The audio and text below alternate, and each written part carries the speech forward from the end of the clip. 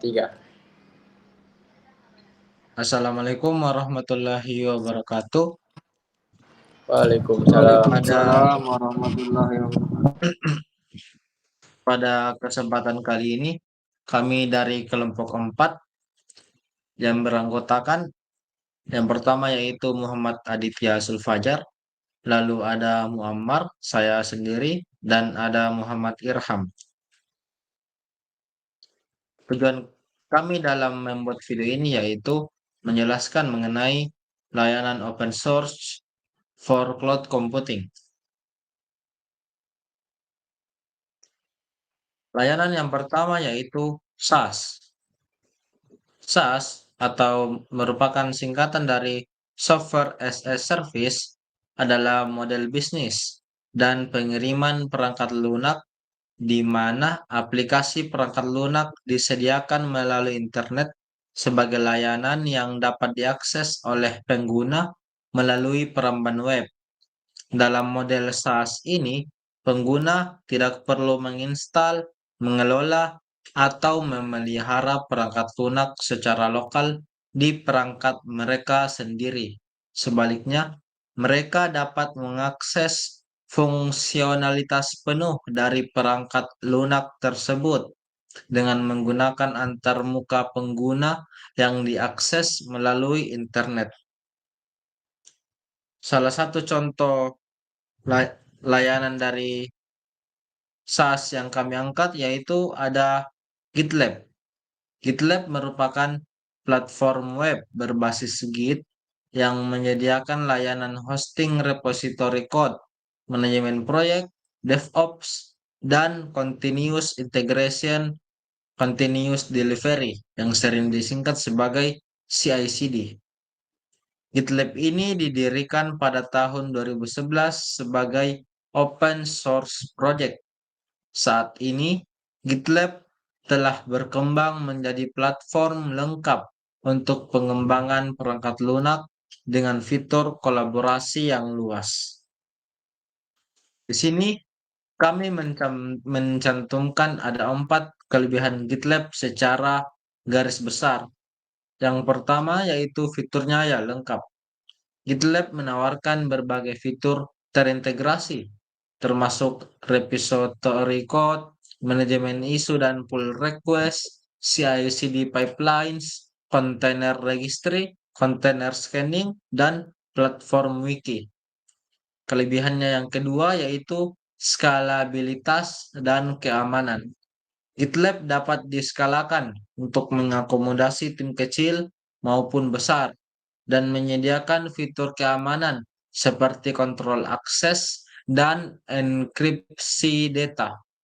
Lalu yang ketiga yaitu mendukung kolaborasi tim. GitLab menyediakan tools untuk komunikasi tim, review code, dan manajemen tugas, sehingga memudahkan kolaborasi antar anggota tim. Lalu kelebihannya yang keempat yaitu integrasi yang luas. GitLab terintegrasi dengan berbagai tools dan layanan populer di dunia pengembangan perangkat lunak seperti IDE, platform testing, dan tools monitoring. Berbicara mengenai kelebihan, tentu ada kekurangan. Kekurangan dari GitLab kami juga mencantumkan 4 poin secara garis besar.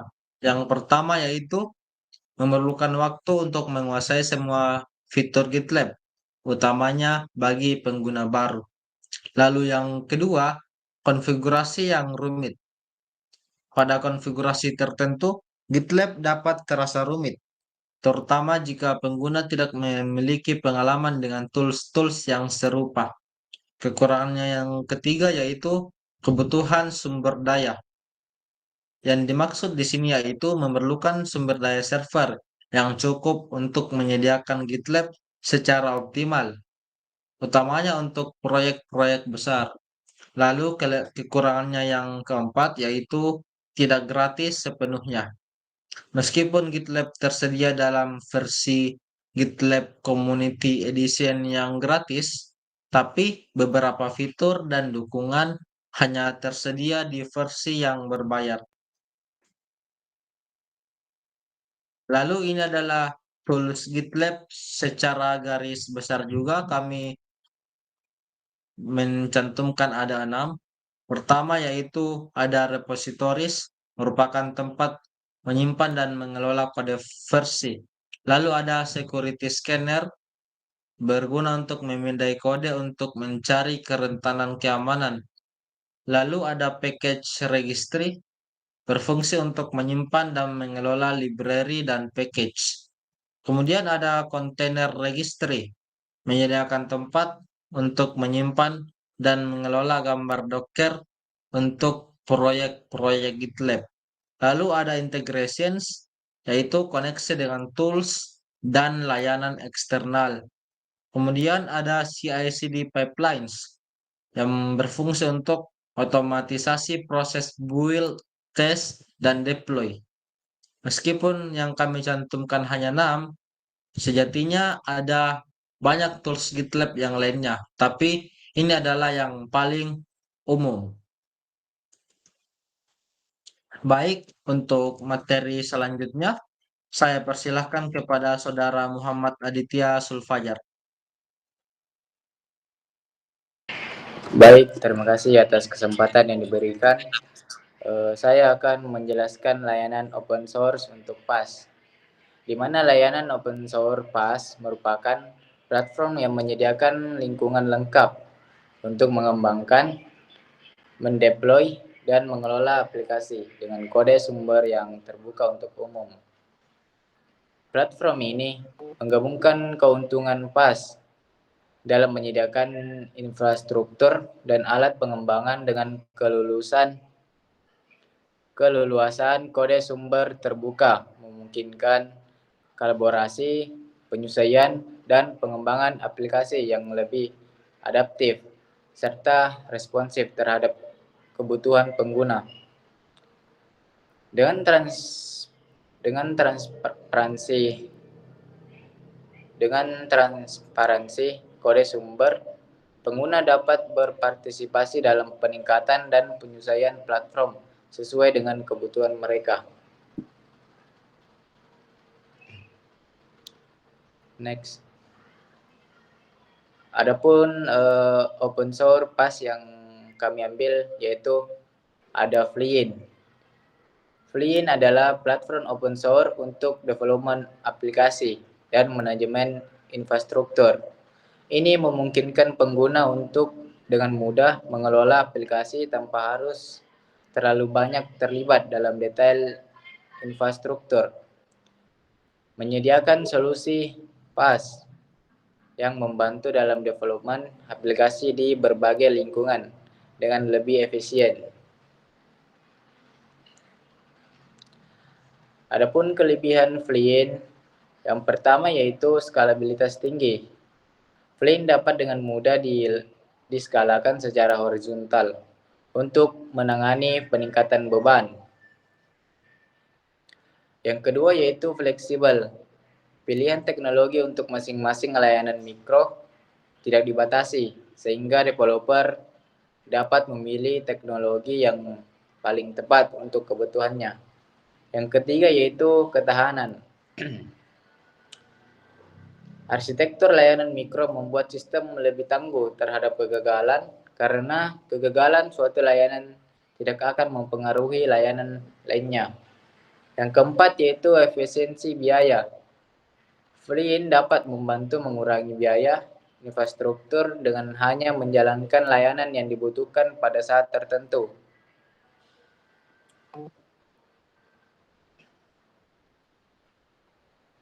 Selanjutnya, adapun kekurangan Fleein yang kami masukkan cuma 3. Yang pertama yaitu kompleksitas.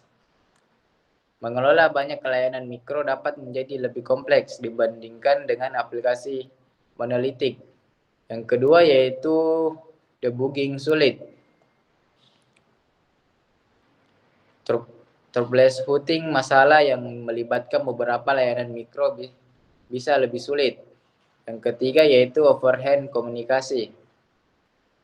Komunikasi antara layanan mikro dapat menambah overhead jaringan dan kompleksitas kode. Selanjutnya,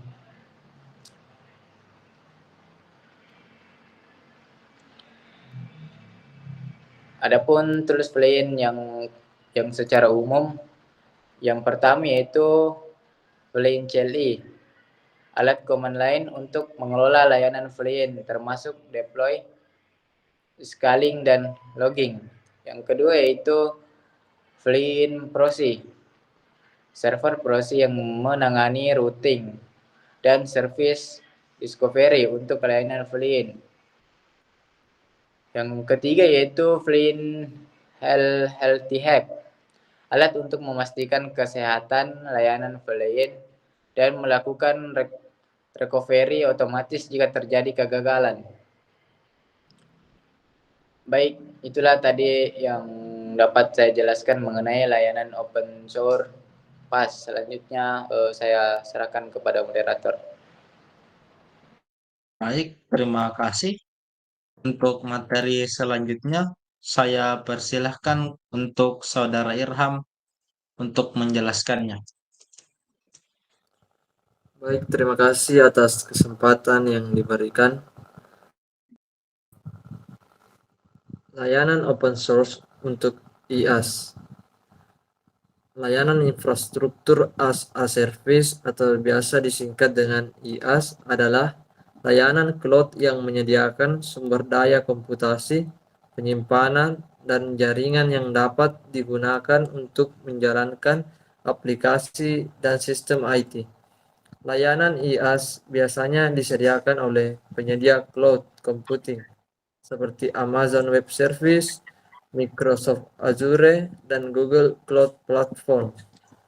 Selain layanan IaaS dari penyedia cloud computing, ada juga layanan IaaS open source yang dapat digunakan secara gratis. Layanan IaaS open source biasanya menawarkan fitur yang lebih terbatas daripada layanan IaaS dari penyedia cloud computing, tetapi juga lebih fleksibel dan dapat disesuaikan dengan kebutuhan pengguna. Next.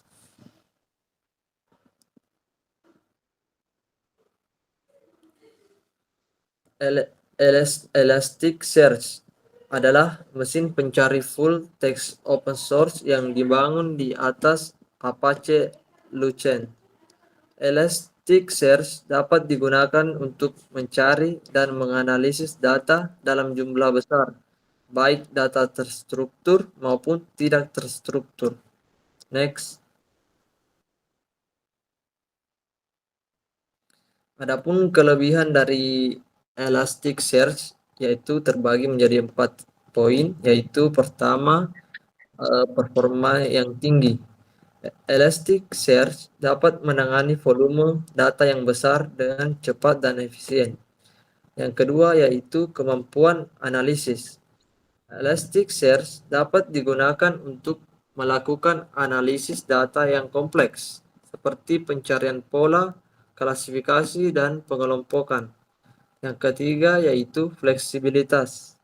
Elasticsearch dapat digunakan untuk berbagai jenis data, baik data terstruktur maupun tidak terstruktur. Yang keempat yaitu kemampuan skalabilitas. Elasticsearch dapat diskala secara horizontal untuk menangani peningkatan beban. Next. Itu tadi adalah kelebihan, dan sekarang kita masuk ke kekurangan Elasticsearch, yaitu terbagi menjadi 3. Pertama ada kompleksitas. Elasticsearch dapat menjadi kompleks untuk digunakan, terutama untuk pengguna yang baru memulai. Yang kedua yaitu dukungan. Elasticsearch memiliki komunitas pendukung yang aktif, tetapi dukungan resmi dari Elasticsearch hanya tersedia untuk versi berbayar. Yang ketiga yaitu keamanan. Elasticsearch perlu dikonfigurasi dengan benar untuk memastikan keamanan data. Next. Adapun tools yang digunakan oleh Elasticsearch yaitu terbagi menjadi 4 poin. Pertama yaitu Kibana. Kibana adalah antarmuka web yang dapat digunakan untuk mengelola dan memvisualisasikan data Elasticsearch. Yang kedua yaitu ada Logstash. Logstash adalah alat untuk mengumpulkan, memfilter, dan menganalisis log. Yang ketiga yaitu ada Bits. Bits adalah agen yang dapat digunakan untuk mengumpulkan data dari berbagai sumber seperti sistem operasi, aplikasi, dan perangkat IoT. Yang keempat yaitu ada Xpack. Xpack adalah paket fitur yang menambahkan kemampuan keamanan, monitoring, dan pengelolaan ke Elasticsearch. Baik, sekian dari penjelasan saya mengenai layanan open source untuk IaaS. Lebih dan kurangnya mohon dimaafkan. Saya kembalikan ke moderator.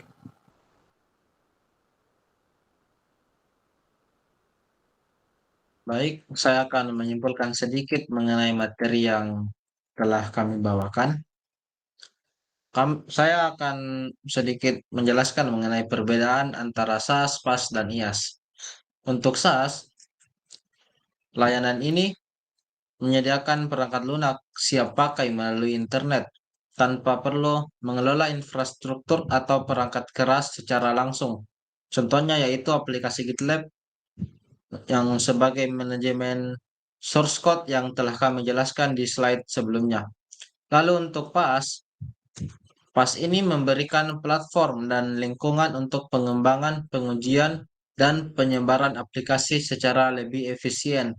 Lalu untuk IaaS ini menyediakan infrastruktur IT secara virtual, termasuk komputasi, penyimpanan, dan jaringan.